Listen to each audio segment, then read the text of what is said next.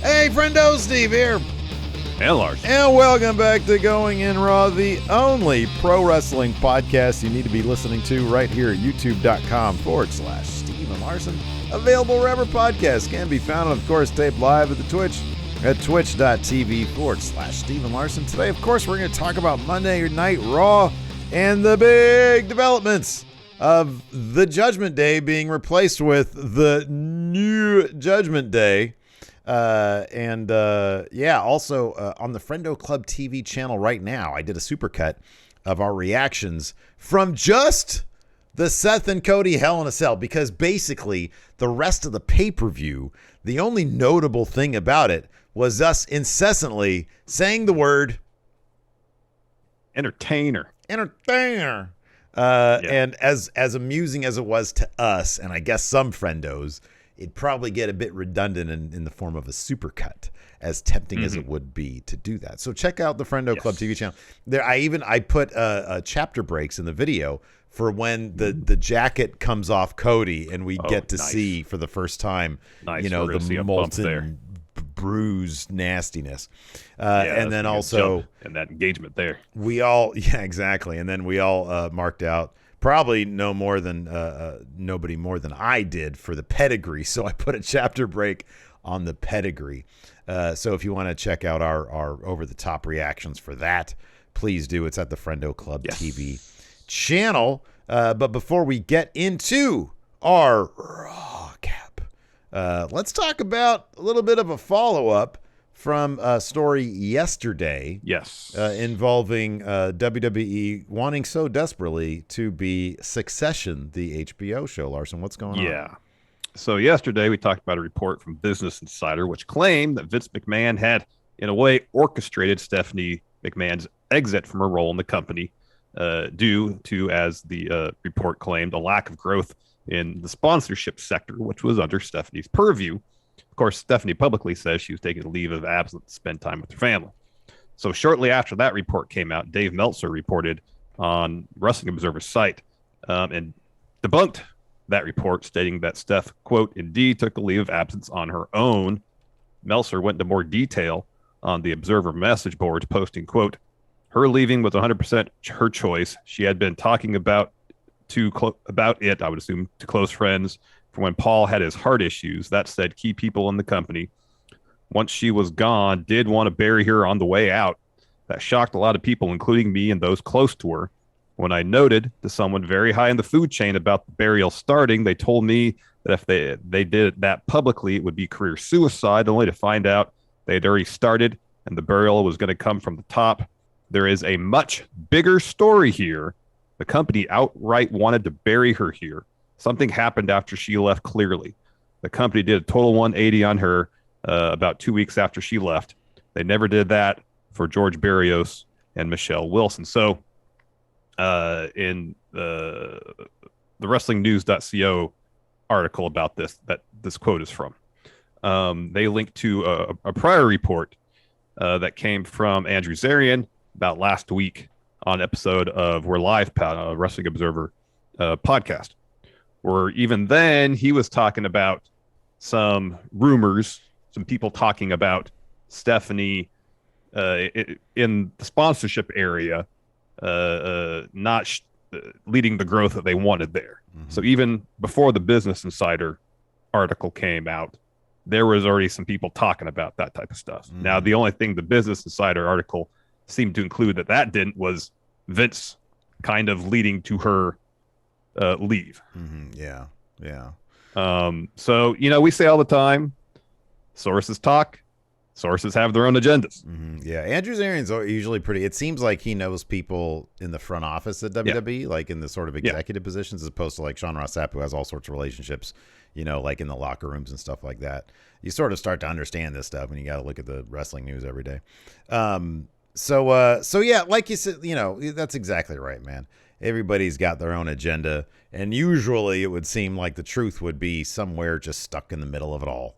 I mean, whether or not she wanted to take the leave on her own, maybe that's true, as well as maybe she wasn't showing the kind of growth. I mean, they basically immediately replaced her with executives from outside the company. So yeah, I don't know. Maybe they did expect more growth. Maybe on top of that, she was like, man, this place is burning me out, and my husband just had a massive heart issue. Yeah. I want to take a break. Totally. Yeah. Let me interrupt here real quick. Fightful Select literally just had this up as I was reading the Meltzer stuff, and they're confirming that it was Stephanie's decision to take her leave, not forced out. Yeah. So I don't know. It's all interesting stuff. One day somebody will write a book, maybe, and we'll get the real lowdown. But in any event, even if so, like even I don't know what's worse, Vince saying, "Hey, you're not bringing us the growth, daughter, that we want. You're out of here, or you're gonna leave this company for a break. We're gonna bury you." Because make no mistake, when they say the top, that means Vince. That's one person. That the top is Vince. If anybody below him was doing this shit, oh my God. Like there would be mass firings and he'd just take over all the departments himself. So yeah, I would be shocked if anybody was doing this within the company and it didn't have the signing off of Vince. I mean, geez. Yeah, but yeah, as it says here in Meltzer's post, that would be career suicide. Yeah. To talk publicly, talking trash about Steph. If Vince were to catch wind of that, gone. Yeah. You're fired. God damn it. I mean, who knows? Again, maybe someday someone will write a book about all this. And that would probably be fascinating, but I'm not holding my breath as going to be any member of the McMahon family who's be writing that book. Yeah, you're right about that. So who knows? I don't know. That place, if you ever want to know what kind of place, I love reading Glassdoor reviews. Yes. I mean, luckily going in Raw is a 2-man operation. Well, we have Enforcer too, but in terms of like the business aspect of things, it's you and me, and so far neither of us has written a Glassdoor review. I mean, I guess Kaufman could have. But he was an intern here. But yeah, if you want, if you want some entertainment, go read the Glassdoor reviews on WWE. I did a video on it for WrestleJuice like a year ago or something, and it's hilarious. Like the level of toxicity in that place is off the charts. So it does not sound like a fun place to work. No, it really doesn't. So yeah, we'll see. I don't know. I wonder, they probably already shot all that stuff for McMahon's documentary, huh? With Stephanie. Oh, yeah. That's supposed to come out relatively soon. I think so, yeah. Yeah, I think so. Yeah, I don't know. I guess it'll be interesting, seeing whatever Stephanie's next moves will be, because look, man, she's a business lady, I would be shocked if she just stepped away from business altogether, but would she come back to WWE business after these things were said? Who knows? I don't know. If she does, who knows? Interesting. If she doesn't, even more interesting, I guess. I don't know. Yeah. Talking about people getting booted from businesses, let's talk about Judgment Day LLC, Larson. Changing leaders at the top. So, I had this spoiled for me before I started watching Raw. Yeah. But, again, so much of fiction. Yes, there's the destination, but it's the road there, the process that makes it interesting. So when I look on Twitter and see that Edge gets kicked out of Judgment Day after Finn Balor joins the faction, I'm like, okay, that's strange. Well, how'd they get there? The road to getting there didn't make it any less strange. If anything, it made it more strange. You have Edge, who starts this faction around WrestleMania season. I believe Damian Priest was the first to join right after WrestleMania, after helping Edge win at WrestleMania.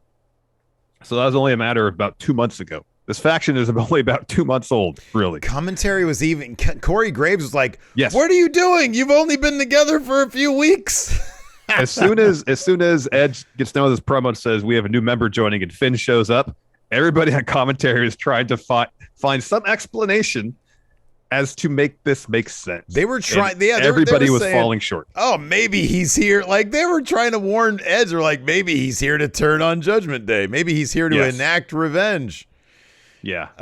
They were trying to have it make sense, and none of them were doing a terribly good job. So, in short, what happens is they advertise in advance of Raw that a new member is joining Judgment Day. because I mean, Edge has been trying to recruit people for weeks now. When he's not talking trash about local sports teams, he's trying to implore people to join Judgment Day. So cue Finn's music. He walks down to the ring, and the gist of what he was saying is like, after our match at Hell in a Cell, I was impressed by Rhea. I was impressed by Damian Priest. We sat down and had a conversation after the show and found out we had a lot more in common than we thought we did. And Priest starts talking, and it's dawning on Edge. Okay, something's happening. Because Priest says, yes, you have taught us that we need to get rid of the things in our life that doesn't help us grow anymore. And there's one aspect of our lives that isn't helping us anymore, and that's you. And so they proceed to beat the hell out of Edge, put him through the announce table, do a concerto to him. And it wasn't exactly firmly established that Finn is the new leader of Judgment Day, but Finn's going to be the new leader. Oh, he was in the center, man. He was in the center. Yeah, he was. Yeah. But it wasn't like he was directing traffic. You know what I mean? Yeah. Oh, yeah, and Snake Sosa. They did the deal. Finn did the deal to Edge. Oh, it was the full deal, too, with the chair brace. It was, with the piece of chair that Rhea broke off the piece of chair. So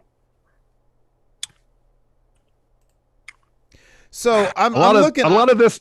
I'm just trying to decide where to start, because a lot of this doesn't make any sense. Okay, well, hold on a second. From a traditional wrestling storyline perspective, it makes no sense. Like, Edge is probably going to be written off, and so it kind of doesn't matter for him. He'll return in like a month or two, and it'll be a big deal because everybody likes Edge, and returns. Yeah. They do. They'll pop. No, they do. Look, but this whole thing was so tepid. Otis can go away for 2 months, and when he comes back, the pop will be big because people just like returns. Edge is a big deal. He should be. And when he comes back, it'll be to get revenge on Judgment Day. People will pop. Now, after that, it might fall off a cliff, but they'll have the benefit of the doubt of the return. We all know returns are a big deal. So yeah.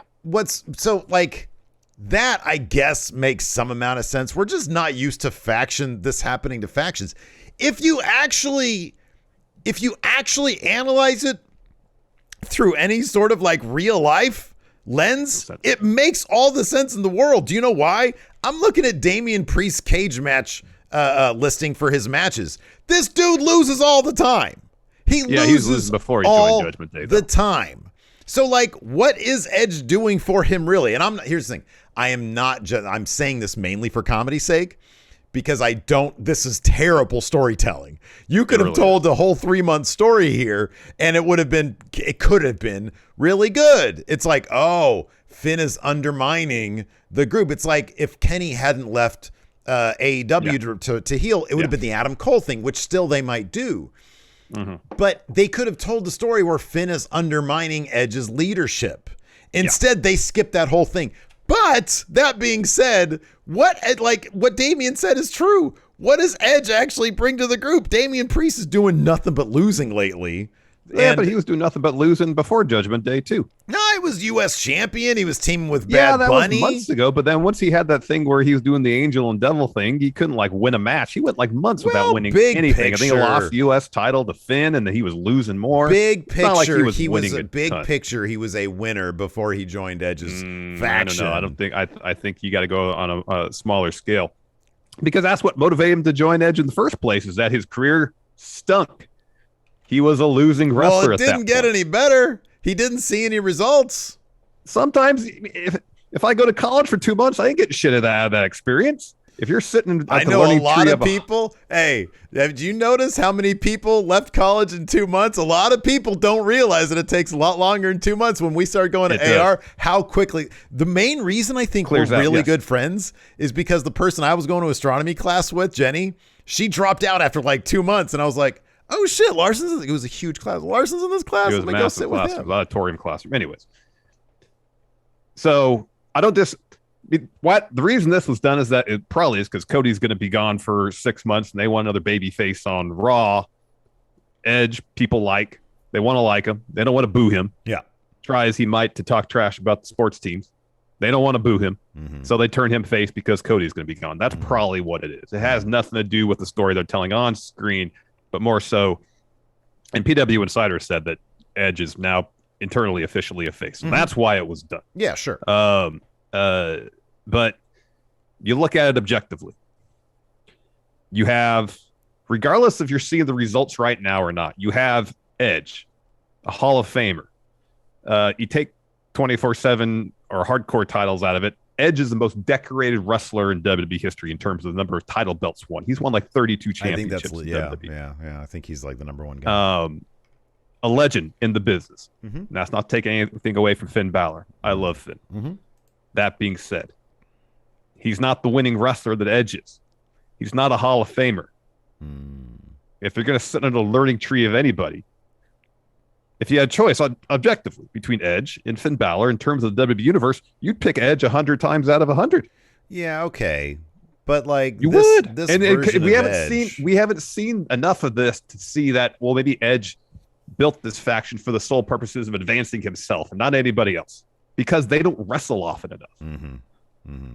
And if that were the case, and that was evident, again, because they're skipping months of storyline here to achieve, an end that had nothing to do with the story being told in the first place, turning Edge face. Yeah. If we had seen that story play out, makes sense. Mm-hmm. We just haven't seen the story play out enough for this turn to make a whole lot of sense. Yeah, no, it makes no sense. Like you said, it makes all the sense in the world from a backstage perspective. I mean, look, it got the crowd up. The crowd was not expecting this. But if you notice in like the first couple rows, there were people laughing their asses off at Edge. That is such a bad look. He looked like such an asshole last night. You really did. So yeah, no, dude, look, objectively, storytelling wise, this is a debacle. This is horrible storytelling. This was, I guess, a necessity because they need a face because Cody's gone. They've also got that now with Bobby Lashley. He got that win. Although this theory thing, they're building up theory for Cena, which means Bobby Lashley might be eating that L against Austin Theory. But yeah, I don't know, man. It's a debacle. When you look at it any number of ways, like you and I think somebody had mentioned this, and I totally remember it.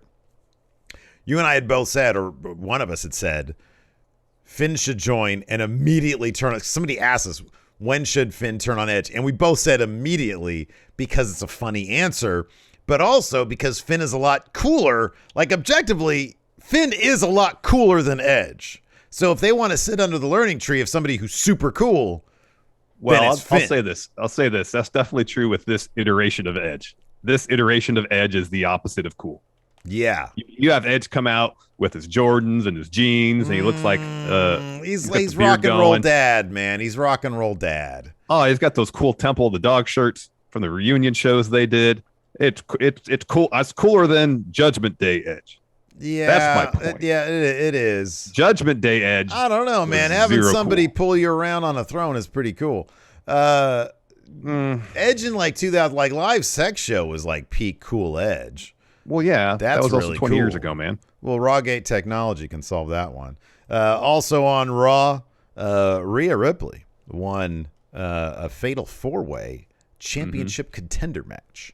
So that she now gets to set to take on Bianca Belair for that Money in the Bank. I thought it was a little early to have this bout. I thought this might be a fall feud, simply to allow Rhea as member of Judgment Day, assuming they keep the name. The new Judgment Day. New Judgment Day. They really should change the name because Judgment Day, I still think of the crap Edge faction. Change the name. Let New Judgment Day and heel Rhea get some wins, and then she could contend for the title, but I guess that's not going to happen. She's going to have a title match at Money in the Bank. Yeah. Yeah, no, you're right. This is kind of early. Like they're rushing this whole Judgment Day storyline, seemingly. Like they're taking a story they could have told over 6 months, and they're probably gonna do it in 4. And then Judgment Day is gonna be done by the time Survivor Series rolls around.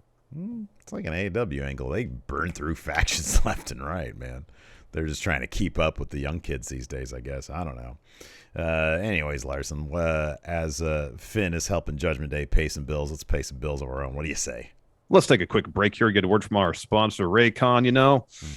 Been listening to a lot of 80s music lately, and it's been great scratching that nostalgia itch. It's also been great because I've been listening to the greatest jams of the 1980s on my Raycon wireless earbuds. Nice, man. Raycon's wireless earbuds look, sound, and feel better than ever. They've got optimized gel tips for the perfect in-ear fit, and they offer up the same audio quality as other premium audio brands, but at half the price. I can tell you that regardless of what I'm doing or what I'm listening to, whether it's 80s music, hip hop, indie rock, whatever, my Raycon wireless earbuds have always sounded great, and they've always fit great. Whether I'm walking, running, or lifting weights, I can trust that my Raycon wireless earbuds aren't going to fall out of my ears. Witness this, Steve. I'm going to shake my head, and these things ain't moving. Watch, here we go. Okay. Oh, my goodness. They are not going anywhere. That is impressive. They're not budging. But you know what? It's not surprising that Raycon's everyday earbuds have over 49,000 five-star reviews. So check out Raycon's wireless earbuds. My guess is that you're going to want to leave them a 5-star review as well. Go to buyraycon.com/raw today to get 15% off your Raycon order. That's buyraycon.com/raw to score 15% off. buyraycon.com/raw. And now let's get a word in from our sponsor, Upside. I got to tell you, Larson, every time I put some gas in my car or grab some food from a restaurant, I'm starting to notice something. Everything is more expensive. You see, there's this thing you probably don't know about that I've been doing a lot of reading on, and it's called inflation. And it's hitting me where it hurts. And Friendo, does it ever hurt? Steve, I'm aware of what inflation is, but yes, it's hitting me hard too. Which is why I started using Upside when I buy gas or eat out, because Upside gives me cash back on those purchases. I've bought gas with Upside. I've bought burritos with Upside. With each purchase, I've gotten cash put back into my pocket. And hey, thanks to you, Steve, I just found out that the restaurant that has my favorite burrito in the entire universe has offers on Upside now. Wow. So later this week, I'm going to go get that burrito with cash back I got for buying burritos before. Ooh. And you know, the great thing is using Upside is easy. You just download the app from the App Store or Google Play. You claim an offer on whatever it is you're buying, check in, pay as you normally would with a debit or credit card, and then bang, that's it. You get paid. You can cash out anytime to your bank account, PayPal, or an e-gift card for Amazon and other brands. And you can earn 3 times more cash back with Upside in comparison to credit card rewards or loyalty programs. Upside users are earning more than $1 million every week. So download the free Upside app and use promo code RAW to get $5 or more cash back on your first purchase of $10 or more. That's $5 or more cash back on your first purchase of $10 or more using promo code RAW. Before we get back to the show, let's get a word from our sponsor, Athletic Greens. You know, Steve, I'm always trying to find ways to improve my gut health and get more energy. Then I started taking AG1 because in one serving, I'm getting 75 high-quality vitamins, minerals, whole food source superfoods, probiotics, and adaptogens to start my day off right. You know, a lot of people take some kind of multivitamin, and it's important to choose one with high-quality ingredients that your body will actually absorb. Athletic Greens is the one thing with the best things. It uses the best of the best products based on the latest science to support better sleep, recovery, mental clarity, and alertness. Yeah, I make myself some AG1 every morning before I eat breakfast. I've noticed that my gut health has improved and my energy has gone up. It's been really easy to work into my daily routine. Whether you eat keto, paleo, vegan, dairy-free, or gluten-free, AG1 could fit into your lifestyle, and it costs less than $3 a day. Right now, it's time to reclaim your health and arm your immune system with convenient daily nutrition. It's just 1 scoop in a cup of water every day. That's it. No need for a million different pills and supplements to look out for your health. To make it easy, Athletic Greens is giving you a free 1-year supply of immune-supporting vitamin D and 5 free travel packs with your first purchase. All you have to do is visit athleticgreens.com/raw. Again, that's athleticgreens.com/raw to take ownership over your health and pick up the ultimate daily nutritional insurance. All right, let's go ahead and dive into last night's Raw. It kicked off with Cody Rhodes, who got just obviously a wonderful reception from the crowd there in, what are they, in Green Bay last night? Mm-hmm. And he comes down, you know, all smiles, knowing that he put on the performance of a lifetime the previous night. Cody says, "It's a privilege to do what I do." He says, "I'll admit that tearing my pec is demoralizing." He says, "But I don't want to be sad or downtrodden." He says they talk about the other Rhodes in his family. He says, I have a daughter, and when she's old enough, I want her to watch what happened in Hell in a Cell, and have her now know that in the darkest of times, what could have been the lowest part in my career was literal hell. I was not cynical or jaded. I stood and I fought against one of the best wrestlers in the history of the game, Seth Rollins. He says the chapter, the trilogy, the book is closed. I am officially done with Seth Rollins. And with that in mind, I want to talk about what's above me. And the camera pans up to the Money in the Bank briefcase. And everybody's like, what? Like Money in the Bank 2023? That's what you should be thinking about. So he says the Money in the Bank contract has eluded me my whole career. He says, certainly I'm banged up. But in 4 weeks' time, if somehow, some way, I was able to get that briefcase, cash it in, and become the champ. And then he's interrupted by, whoa. Although there's no, Seth is not jovial. No. He's not dancing. He's not laughing. Yeah. He's limping. Oh, yeah. He's morose, limping to the ring. And he says, I still don't like you, but after what you put yourself through at Hell in a Cell, you've earned my respect. And putting on what the world is calling one of the gutsiest performances in the history of this industry, and that's the truth. He says, Cody, you're one of the toughest people I've ever been in the ring with. And, I'm the last person you want to hear this from. But Dusty is very proud of his baby boy right now. And Cody's on the verge of tears. So he says, Cody, you came out the night after WrestleMania to show me respect, offered my hand. And so I came out right now for no other reason than return the favor. Seth extends his hand. The crowd's like, no, Cody, don't shake it. He's going to turn on you. Cody shakes it and then kind of do a little bit of a hug. And then Seth says something in Cody's ear that we don't hear. No, I was able to do a lip reading. He says, I put a camera in your toilet. Oh, wow. Which is a weird thing to say to somebody. That is a very weird thing to say. So Seth leaves. Eventually, Cody leaves too. He walks up the ramp. Seth runs out with sledgehammer, blasts Cody in like the base of his skull with sledgehammer, rips off his shirt. And then a bunch of wrestling producers run out and stand around and do nothing. Yeah, dude. While Seth proceeds to beat up Cody. Yeah, they just want he stomps on his chest, get out their cell phones, and yell "World Star!" Yeah, exactly. Poke the edge of the sledgehammer into Cody's chest, like pushes the sledgehammer into it, and eventually, so Raw rolls on. We come back, and then Cody is getting up. He's like about to sit on a stretcher, and he goes, "No, I'm walking out." And walk out he does. Dude, this entire thing was 30 minutes, and like 25 minutes was Cody trying to get up and walk. Yeah, there was a lot there. So yeah, we talked about this a little bit, I think, in the pre-show, but like the concept of Cody Rhodes at Money in the Bank is not one that's, because you and I were both trying to do all sorts of mental gymnastics yesterday, saying, okay, how was this all going to work out? And dude, to be honest with you, every piece of this makes perfect sense if they did it this way. Which means they're not going to do it this way. But imagine this. Money in the Bank, basically by the end of the match, everybody's sort of taken out anyways. Like everybody just beats the crap out of each other, all trying to climb ladders, or all falling over on ladders, or putting up second ladders, or jumping on from ladder to ladder, et cetera, right? So Money in the Bank. Somehow, some way, everybody is laid out, except for one person, and that's Seth Rollins, but he's really beat up. So Seth Rollins starts climbing the ladder. Cody Rhodes gives us a Brock Lesnar moment where Cody's music hits. Seth freaks out. Cody comes down. You don't need one arm to do. You don't need to do much in Money in the Bank except for obtain a briefcase. Put your hands on briefcase, right? And so whatever, he pushes the ladder down, he climbs, or whatever happens. Seth grabs the briefcase, but then he drops it because he's so freaked out by Cody being there, and Cody, grabs it similar to AJ Styles' notice, right? So Cody has the briefcase. He now has all that whole year to recover.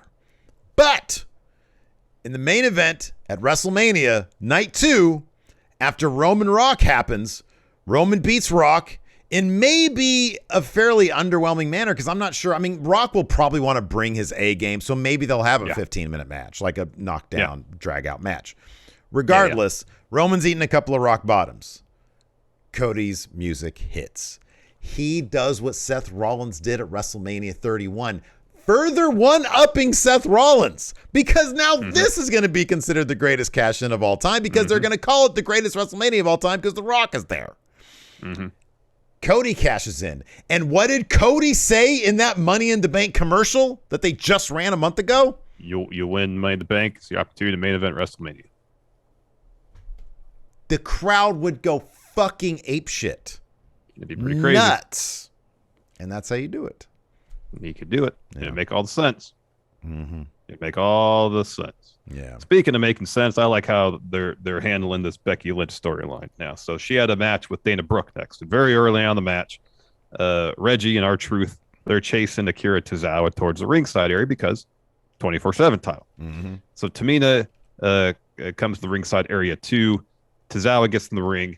Dana rolls him up to win back the 24/7 championship. So Becky gets on the mic. He's like, what is going on? No one is winning a title in my matches except me. So, Dana, you're going to put up that 24/7 title right now. And if anyone ringside interferes, I'm going to smash their face in. So the match begins, and Becky is hitting exploders. Asuka comes down to ringside. Asuka gets on the apron. Becky takes a swing at her. Asuka ducks it. Dana rolls up Becky to get a 2. Becky hits a clothesline, misses a splash. Dana gets some of her stuff in. She misses a swanton, though. So Becky's looking for a manhandle slam. Dana counters that with a roll up, and Asuka holds down Becky's foot so she can't kick out. Dana gets the win. And ever since that promo a few weeks back where she said after she lost to Bianca at Mania and lost the title, she back then she said, "I've hit rock bottom." Not even close. It's rock bottom. I mentioned this in our pre-show too. At this juncture, it'd make all the sense in the world for rock bottom to be Becky losing to Bianca in 25 seconds at SummerSlam. Yeah. I absolutely think you're right. I think that should happen. I don't get sort of the reaction. People like to think of things in such simplistic terms. And it's like, oh, Becky is going after the 24/7 title. Becky's losing to Dana Brooke. This not only not elevates, but it helps Dana Brooke quite a bit. I mean, that's a big win. It is. But more importantly, this plays directly into Becky Lynch, a perpetual main eventer, by the way, continues her character arc, her story arc. It feeds, and hats off to Becky Lynch for agreeing to do such an angle, because it does help the drama and tension of her character. It helps her dramatic arc. That's what it boggles my mind. There's so many reactions. Oh, how could they lower her to this? Why would she be okay being in the 24/7? She's not in the division. No, she's not. This is another. She's so desperate for a championship. There's the disrespect of getting her match interrupted. And then there's also, she's like, oh, there's a title I can win here. I just lost my opportunity to get the Raw Women's title, but I need a title, because she said, and Bianca said, her holding a championship is so much of who her character's identity is. She needs a championship. She doesn't know who she is without it, I think is what she said. Yep. Yeah. It makes it was actually a really wonderful little bit of writing there. And yeah, I thought it was pretty cool. Another thing is pretty cool, man.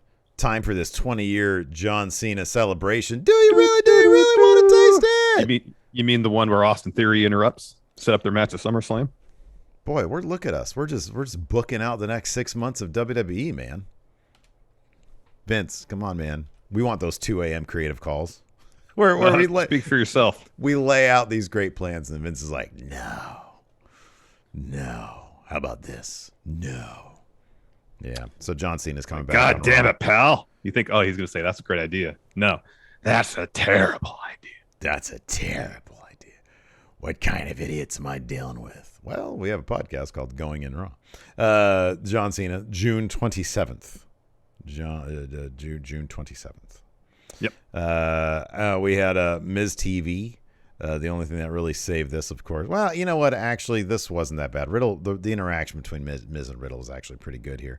It's just whenever Miz shows up to promote something, it's sort of like, But then Maurice was there. She's great. It's because Maurice was there, and Maurice is endlessly charming. Yeah. No, and that shit was pretty funny. So Miz comes out, he hypes up Money in the Bank, says, if I cash in a third time, I'll set a record. He says, but this is my premiere party for season 3 of Miz and Mrs. And he hypes up Maurice. Maurice then talks. She says, it's only sad because I'm doing this in Green Bay. My friends don't know what that is. And then Miz tells the crowd to be quiet. Riddle interrupts. He says, what's with all the harsh vibes, bro? He said, I thought this was a celebration. And then he talks the worst possible French to Maurice, but what a wonderful olive branch right there. What a wonderful peace offering to try to talk in somebody's native language. And she talks a bunch back, and he has no idea what she's saying. So he says, he then gives a shout out to Randy. He says, I hope you come back soon, unlike my stepdad. Miz tells Riddle that Orton's career is over, and now you're all alone. You're going to get your ass whooped week after week by the Bloodline. Riddle tells Miz, he gets pretty feisty here. He tells Miz to shut up. He says, I'm tired of fighting Roman's minions week after week. I want to fight Roman. He says, Roman thinks it's cool to take Randy out, so I'm going to take something from him, the WWE Universal title. He says there's a reason why Cena's playing Peacemaker while you're playing Homemaker while Maurice drags you around by your tiny balls.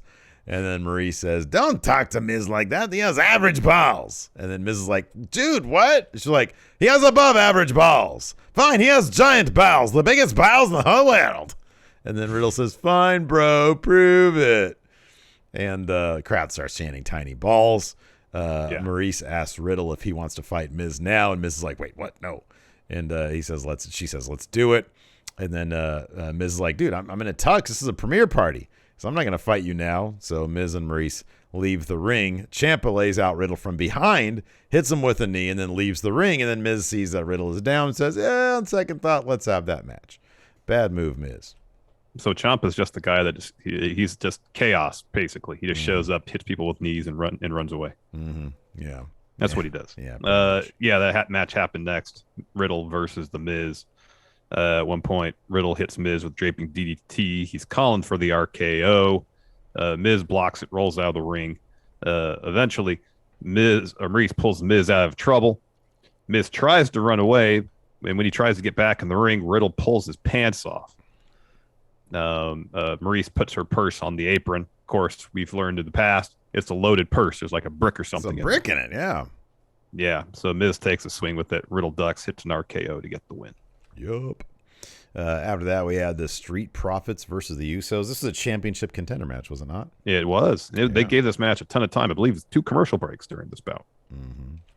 And it was a lot of fun. Yeah, it was long. It was a really good match, really fun stuff. It did end with a count out. What is this? I think Montez tossed Jay into the timekeeper area. Yeah. And then Ford was able to get back in the ring to beat the 10 count, but Jay was not. So the Profits win by count out. So now they get a match against the Usos, which they will lose.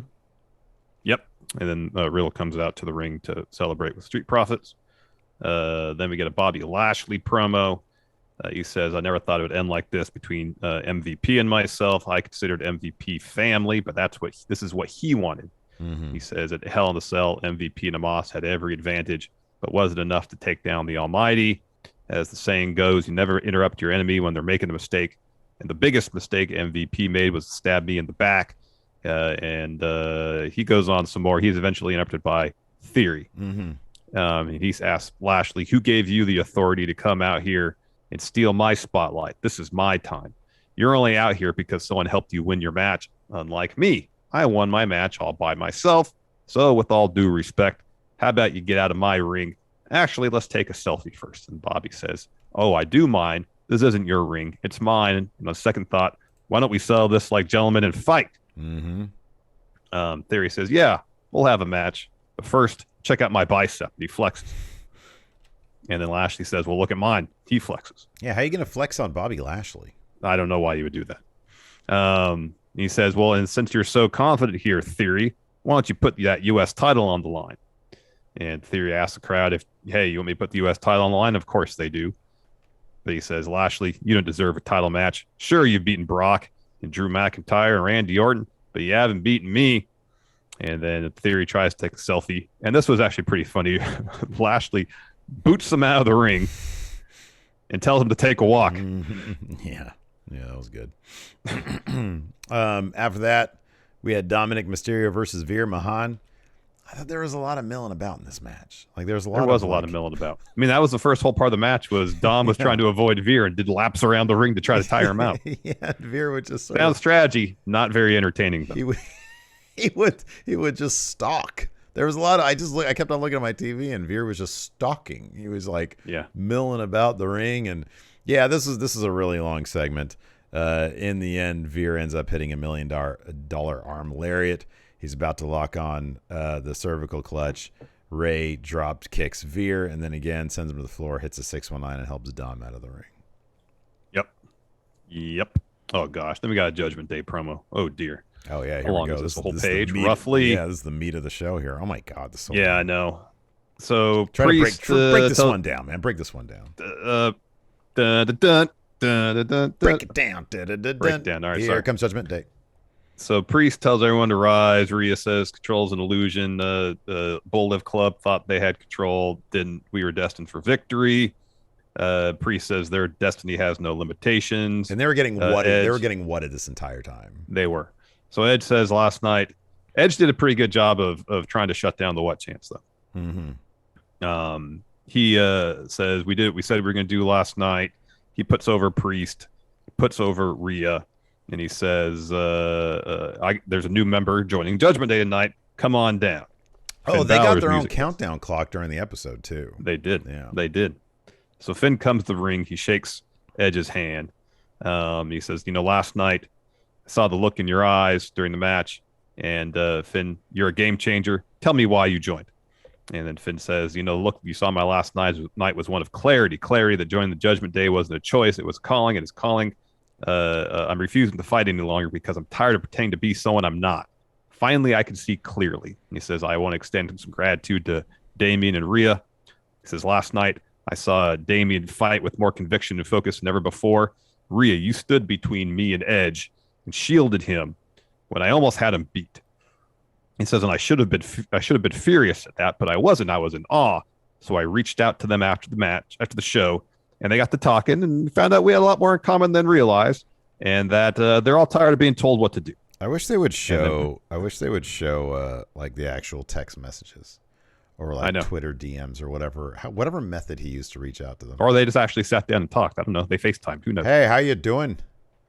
Hell of a match. Yeah. And so Priest says, Edge, you're one of the greatest of all time. And that's why myself and Rhea found it easy to follow you. But now, in their short time with you, they've learned to get rid of any limitation that's holding us back. He said, and we're ready to shed the last bit of limitations, and which is you, Edge. And so Priest drops Edge with a lariat, and they all start stomping on him. Priest hits him with a clothesline. Finn follows the coup de grace. Priest then hits a razor's edge on Edge through the announce table. Ooh, that was rough. New Judgment Day. New Judgment Day. Stand over him. Edge tries to fight back a little bit. Judgment Day beats him up some more. Rhea brings in some chairs. Rhea breaks off a piece of chair. Finn puts Edge in the deal. Mm-hmm. Producers come out to try to break it up. Rhea fends them off with a chair, and Priest actually hits a pretty stiff-looking concerto on Edge. Man, that looked rough. Concertos always look gnarly, though. They do, bad. But like literally, if you hit it right, that chair does not come close to your head. Right, yeah, because you hit it on the edge of the other chair, and it's just, but still, god damn it. So we were going to have a Moss versus, we did have a Moss versus Cedric Alexander. Moss hits it, this was really quick. The bell rings, Cedric tries to hit some shots, and Moss hits a choke bomb for the win. And then, immediately, Dirty Dogs come to the stage, the Okerlund position, for an interview, because they're back. The Dirty Dogs are back. And Rude says that. He says, we're back. And then Dolph says... Wasn't Bob Roode supposed to get his old music back? He was at house shows or something, wasn't he? Oh, was he? I just know he had it on that episode of NXT. They should. That's a killer track. We took that for granted, man. That was a great song. Anyways, so Rude's like, yeah, we're back. Dolph says it's going to be Double D Summer. He says MVP steps up. I'm sorry, MVP then steps up. Says, hey, don't disrespect us like that. Why is camera time being wasted on you guys after Moss's amazing victory? And then Dolph super kicks MVP right into Moss's arms. Yeah. That was pretty good stuff. That was pretty fun. Then we got Otis versus Ezekiel. Ezekiel gets the win pretty quickly, actually, with the crucifix pin. Mm-hmm. He calls from the mic, says, Kevin Owens, you challenged me for a match at Hell in the Cell. It was the most important match of my career, and I fell short. But if I learn anything from my brother Elias, it's that everyone deserves a second chance. So I want a rematch next week. So Kevin Owens comes to the stage. He says, why would I give you a rematch? Mm-hmm. I've already beat you once. But, I'm in a good mood after winning at Hell in the Cell. I'm feeling generous. So you get your match next week under one condition. Mm-hmm. You admit right now that you are Elias. And Ezekiel says, all right, you got me. I admit it. And Kevin Owens goes, no, not good enough. I want you to say it. I want you to say that you're Elias. And then Ezekiel says, all right, I admit. My name is Elias. And Kevin Owens says, I know it. I do it. I'm not the liar. You're the liar. I'm a genius. I win. And then Ezekiel says, I get my rematch, right? And Kevin Owens says, yeah, you got it. Ezekiel says, I didn't think it would be this easy. All I had to do was take a page out of the Kevin Owens playbook. I lied. My name is Ezekiel. And he hits Kevin Owens with the jumping knee, Alpha Academy run in, and Ezekiel takes his lead. It's so juvenile. It's so stupid, but it's pretty funny. After that, we had the main event. No, was it the main event? Yeah, it was the main event. Yeah. The Fatal There's a lot of wrestling in last night's Raw, and I appreciate that. Yeah. We had Alexa. Yeah, we didn't really even nutshell Raw that much because I don't know. I kind of thought it was all right. I never know. I mean, usually I can tell, but like I was rebooking some of the WCW characters. I already got like 5 new names for the creations that were sent our way from WCW. Can you give us a preview of a name? Don't say which character it is. The entire Gilson family. We got Gil Gilson, we got Akira Gilson, and we've got Fred Gilson. Fred was in a horrible accident. He was the heir. He was the heir apparent. He was the guy. He was the Kendall. He was going to take over the Gilson Empire. Was in a horrible accident from a Gilson that got out publicly, and their stock tanked. They had to sell. Oh no! To John Deere. Oh yeah. No! So, yeah, that's right. Family business just gone, huh? It's basically like Succession, but better is what I'm aiming for. Oh wow, that's. It's a tall task, Steve. Mm-hmm. Oh, no. For me, give me a break. Anyways, Alexa Bliss versus Doudrop versus Liv Morgan versus Rhea Ripley. Bianca Belair was watching ringside. Rhea Ripley ended up getting the win here with an impressive riptide on Doudrop. She muscled her up there, man. This was impressive stuff. It was a strong showing for Rhea. Mm-hmm. Yep. Really was. Yeah, so I guess she's facing Bianca at Money in the Bank. Do you think New Judgment Day, it seems like the case, yeah. Do you think New Judgment Day is going to get a new accent color? Like, they were purple. Do you think they're going to just be like, because Rhea, I didn't notice any purple trim in her outfit last night. Not in her outfit. It was still on the Tron and everything. In fact, her lower third still had the Edge logo. Oh, okay. On it. Well, you know how they are with Trons and stuff. Yeah, they're really slow. Although she did have a new theme last night. It was kind of the same musically, just arranged differently. Mm-hmm. And she had a new Tron with like the wings, kind of like Edge has. So I guess maybe they'll keep some of the branding. They do need to change the name though. The name wasn't good to begin with, and now especially, at least it made somewhat sense because Edge, there's that poster of him, the Judgment Day poster and stuff. Yeah. I guess that's what they were referencing. Oh, dude, I actually really like the name, man. Judgment Day. Judgment Day is a solid name. The Judgment Day is even better, to be honest with you. No, it's worse, way worse. The to it. We don't disagree on much. We could disagree to disagree on this. I never liked the name Judgment Day, especially don't like it if you put the in front of it. It's even better with the, is what you're saying. Worse. Better. Worse. How about this? Let's answer some questions. It's worse. Submit it. I'm used to certain people in this business having the last word.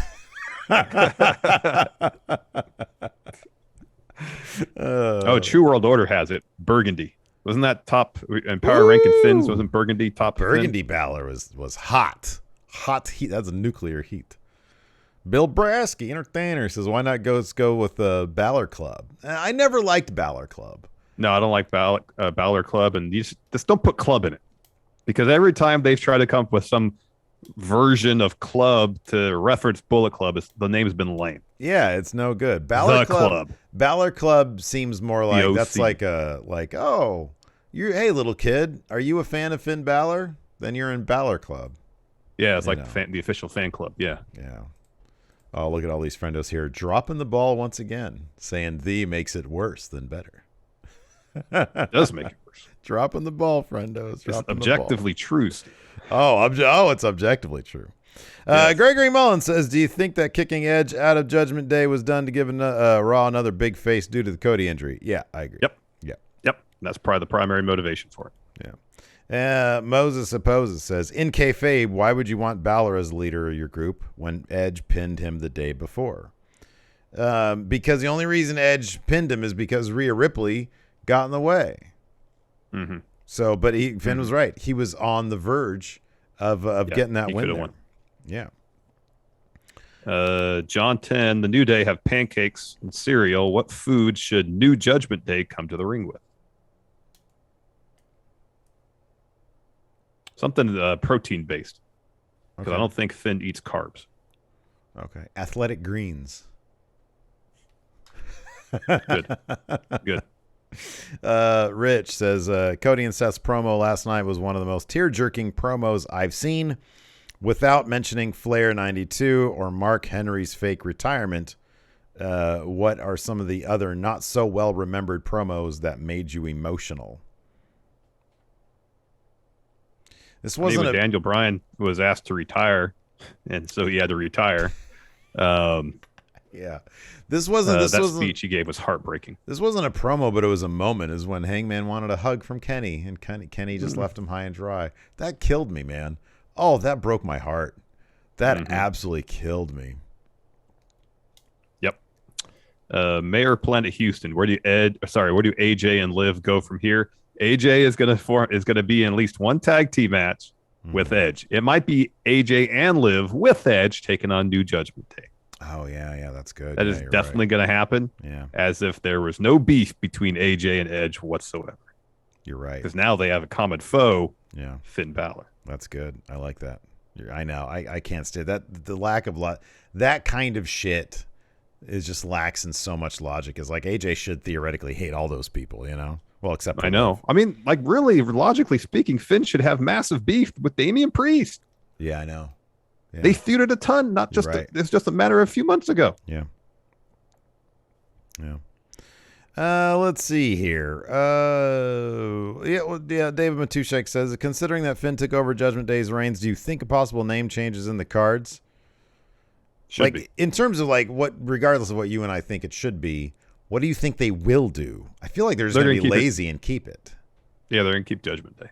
You think they're going to constantly refer to it as the New Judgment Day until No, I don't think so. You don't think so? I don't think so. They're just going to call it the No, Judgment I think Day? they were just saying this is a new version of Judgment Day. I think weeks 1 and 2, they'll refer to it on commentary as the New Judgment Day, but then it'll fade away. It'll just be Judgment Day.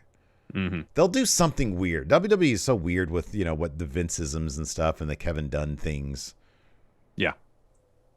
White Brownie, if and when the women's tag team tournament gets announced, could you see this leading to Becky trying to find a partner just to simply win some gold? Absolutely.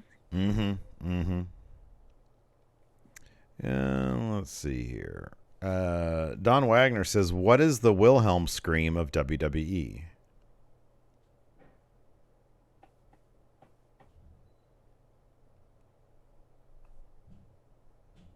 So, for those of you who don't know, a Wilhelm scream is a clip of audio that was commonly used back in like the 60s, 70s, 80s, whenever there was a big jarring moment and it was appropriate for there to be a crowd reaction or a scream or like a murder scene in like a horror or flick. Somebody falling too. Even anytime there's like a scream for whatever reason. So famously, Lucas added a Wilhelm scream to Luke falling in Empire Strikes Back in the special edition back in 97 or whatever it was. In Empire Strikes Back. And it just seems so out of place. So like a commonly used piece of media they go to when something shocking happens. They don't reuse. I mean, it would be like a phrase that somebody says, Yeah. Well, I mean, there's the common wrestling trope of "let me tell you something." Yeah. Yeah. Yeah, I don't really think have an that. answer for that one. Man, was Don Wagner high when he wrote this question? It's a really good question, but it feels like a high, like he's stoned question. Hey, friendos, Pat here. What's the Wilhelm scream of WWE? He says it like wrestling news now.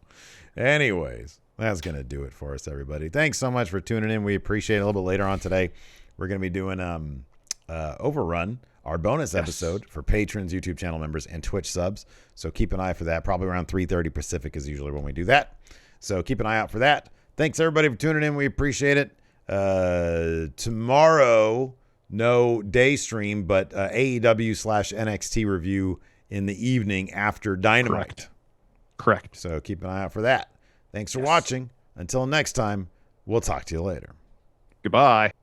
Hey, what's up, everybody? This is Stone Cold Steve Austin impersonator Phil McDonald, here to tell you to go support Going In Raw and Friendo Club at patreon.com/Steven Larson. They got bonus episodes, ad-free audio, a weekly newsletter rounding up the week in wrestling news, and a bunch more. Patreon.com/Steven Larson. Go support or get hit with a stunner.